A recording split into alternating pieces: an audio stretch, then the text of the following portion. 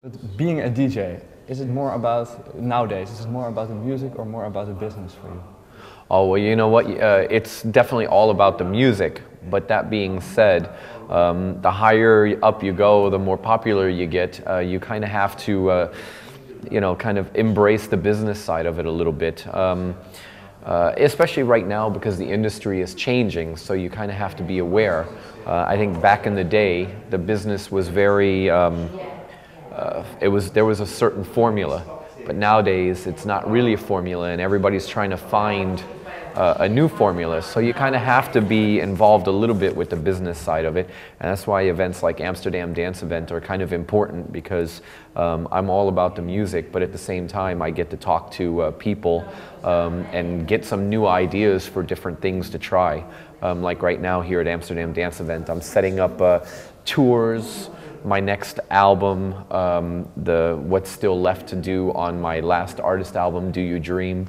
But I make no mistake, it's for me, I'm all about the music. I love the music.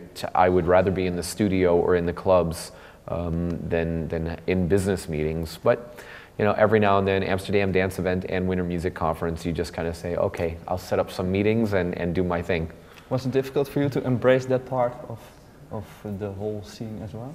Was it difficult for me to embrace? Not really, because it's interesting. When you're talking about things that you enjoy, sometimes it doesn't really feel like it's business. You're talking about what you're doing, and the people that I have around me, I value and respect very much, and they're good friends as well. So we have great conversations. It's not very we don't get into really tough kind of situations. We just it's very natural, very easy. But at the same time, you have to talk about things and communicate so everybody is on the same page. Yeah. You were talking about back in the days. Yeah. How long time ago is that? Wow. Well, you know what? I started. The way I started DJing is I used to be a breakdancer, and it just kind of grew from there. So I mean, I've been DJing since the rave days, and just kind of grew from there. So I've always been kind of involved at some way, shape, or form in the music industry.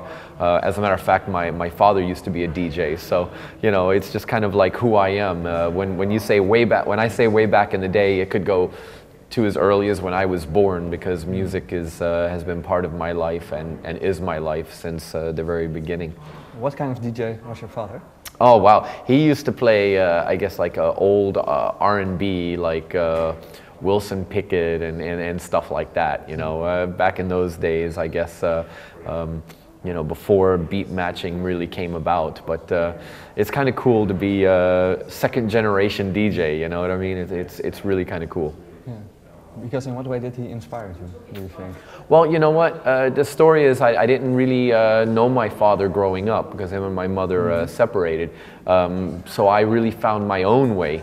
But then when we got together and talked about our paths, it was just ironically very similar. So I think that the cool thing is I was, it's in my blood, and I found my own way, yeah, it's pretty cool, and I'm very proud of it. Yeah. At what age did you meet your father? I just met my real father like like 4 or 5 years ago. Really? So yeah, and like I said, found out that he was a DJ as well, and that's what's so cool about it. Our paths have been parallel, and we didn't even know it. How is that to talk with a person that is actually your father after such a long time?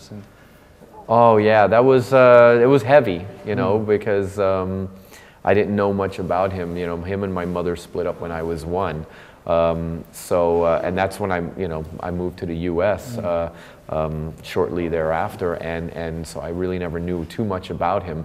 But when we were chatting and kind of like talking about life paths, our lives paths and all, it was like really kind of cool to kind of understand where this passion for music and this kind of different way of thinking comes from. Because when growing up, I didn't really understand, because I didn't think like other kids. I didn't listen to music on the radio the way other people did. I kind of always analyzed music and always tried to think of music, you know, in a different way.